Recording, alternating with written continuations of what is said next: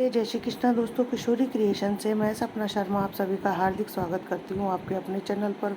दोस्तों, आज के वीडियो में मैं आपके लिए कार्तिक मास महात्म्य का चौथा अध्याय लेकर के आई हूँ। इससे पहले के 3 अध्याय के वीडियो जो है मैंने मेरे चैनल पर डाले हुए हैं, वो आप उनको जाकर के देख भी सकते हैं और श्रवण भी कर सकते हैं। आइए सुनते हैं चौथा अध्याय, गो वल्लभाय स्वाहा। इस 7 अक्षरों वाले श्री कृष्ण मंत्र का जाप जो भी साधक करता है उसे संपूर्ण सिद्धियों की प्राप्ति होती है।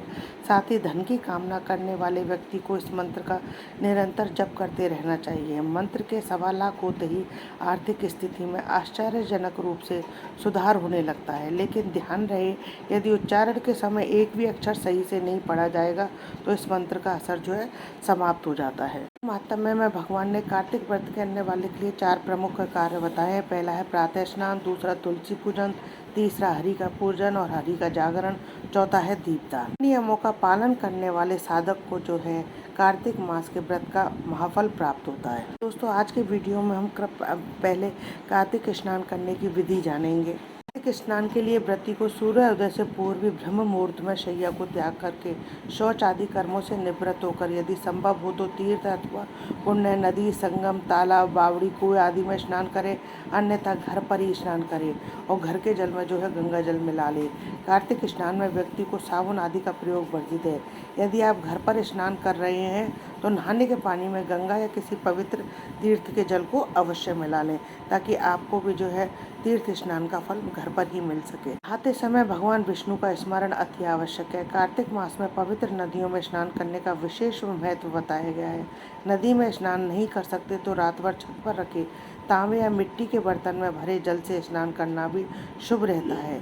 तुलसी के पौधे की जड़ की मिट्टी शरीर पर लगाकर स्नान करना भी बहुत शुभदायक होता है। इस घंटे में 30 मुहूर्त होते हैं। दिन रात का 30वां भाग मुहूर्त कहलाता है, अर्थात एक मुहूर्त जो है 48 मिनट का समय होता है। एक मुहूर्त में सूर्योदय के पूर्व के पहर में 2 मुहूर्त होते हैं। उनमें से पहले मुहूर्त को ब्रह्म मुहूर्त कहते हैं। उसके बाद वाला विष्णु मुहूर्त होता है, जिसमें सुबह शुरू होते ही सुबह शुरू होती है, लेकिन सूर्य दिखाई नहीं देता है।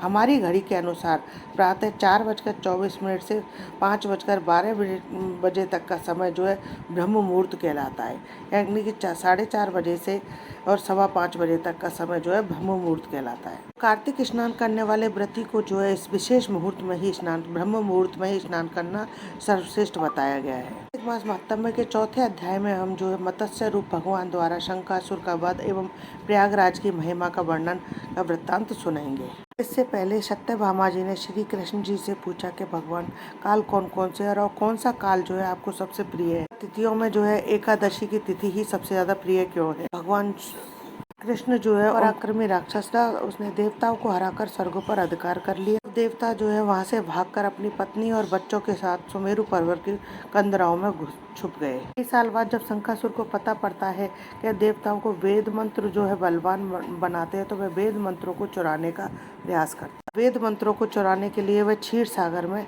पहुंच जाता है।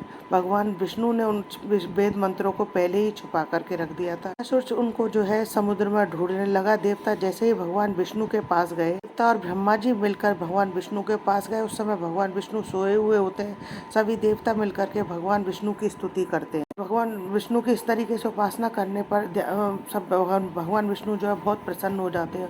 और जिस दिन भगवान विष्णु को जगाया जाता है उस दिन देव प्रबोधनी एकादशी होती है, देव उठनी एकादशी होती है। देवताओं ने पूरे 1 माह तक समुद्र में भगवान की स्तुति की थी और उनको जगाया था। भगवान विष्णु ने उनको देवताओं से प्रसन्न होकर के उनको वर दिया कि मैं शंखासुर का वध करके बीज मंत्रों को लेकर, तब भगवान देवताओं से कहते हैं कि मैं मत्स्य रूप धर के और शंखासुर का वध करके तुम्हारी इच्छाएं पूरी करूंगा। भगवान विष्णु ने एकादशी एवं कार्तिक मास को अपना प्रिय मास होने का महात्म्य बताया। आइए अब आगे की कथा श्रवण करते हैं। नारद जी बोले, इस प्रकार कहकर विष्णु भगवान मछली के रूप में को धारण करके विंध्याचल वासी कश्यप ऋषि की अंजलि में पहुंच गए। तब कश्यप ऋषि ने उस अंजलि रूपधारी भगवान पर दया करके अपने कमंडल में डाल लिया। मछली तेजी से बड़ी होने लगी। अब जब कमंडल में ना समाई तब कुआं में मछली को डाल दिया गया। मछली जो है कुएं में भी नहीं समाई, उसने कुएं में भी अपना आकार बढ़ा लिया। तब तालाब में डाल दिया गया। तालाब में भी नहीं समाई, जब समुद्र में डाल दिया गया तब वहाँ मत्स्य रूपधारी भगवान ने शंखासुर को मार दिया और उसे अपने हाथ में दबाकर बद्री वन को चले गए। वहाँ सब ऋषियों को बुलाकर भगवान बोले कि जल के भीतर वेद मंत्र बिखरे पड़े हैं, तुम इन्हें जाकर ढूंढो और बहुत शीघ्रतापूर्वक रहस्यों समेत वेदों को जल में से निकालकर मेरे पास ले आओ। तब तक मैं देवताओं समेत प्रयाग में निवास करूंगा। जी बोले, तब तपोबली उन ऋषि मुनियों ने अपने तपोबल से बीज और यज्ञ मंत्रों सहित वेदों को निकाल लिया। उन ऋषियों में से जितना भी भाग जिसने निकाला उसका भाग वही अधिकारी हुआ और उस ऋषि के नाम से प्रसिद्ध हुआ। उसके पश्चात सब मुनि मिलकर उन्हें खोजे हुए वेदों के साथ लेकर प्रयागराज को गए और प्राप्त हुए वेद ब्रह्मा जी के साथ विष्णु भगवान को अर्पण कर दिए। वेदों को पाकर ब्रह्मा जी ने प्रसन्नता पूर्वक सब ऋषियों सहित अश्वमेध यज्ञ किया। यज्ञ के पूर्ण होने पर देवता, गंधर्व, यक्ष, पुन्नक, गोह्यक आदि सब पृथ्वी पर दंडवत प्रणाम करके भगवान विष्णु की प्रार्थना करने लगे। देवता बोले, हे देवादिदेव, हमारी प्रार्थना सुनिए। यह समय हमारी प्रसन्नता और आनंद का है, इससे आप हमको वरदान दीजिए। हे रमापते, इस समय ब्रह्मा जी ने इस स्थान पर नष्ट हुए वेदों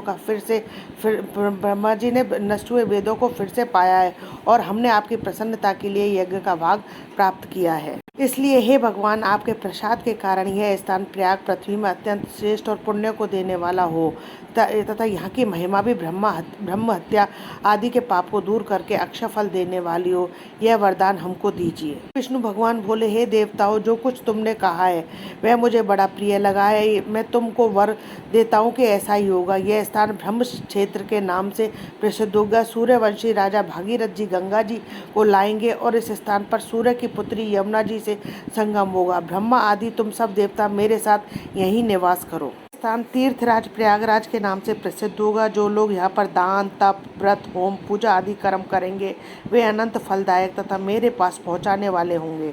जन्म जन्मांतर में किए हुए ब्रह्म हत्यादिक पाप भी इस तीर्थ के दर्शन मात्र से नष्ट हो जाएंगे। जो मनुष्य मेरे समीप इस स्थान पर शरीर त्याग करेंगे वे मोक्ष को प्राप्त होंगे। जो लोग अपने पितृश्वरों का यहाँ पर श्राद्ध करेंगे उनके पितृगण मेरे स्वरूप को धारण करेंगे। यह काल भी मनुष्य को पुण्य फल देने वाला होगा।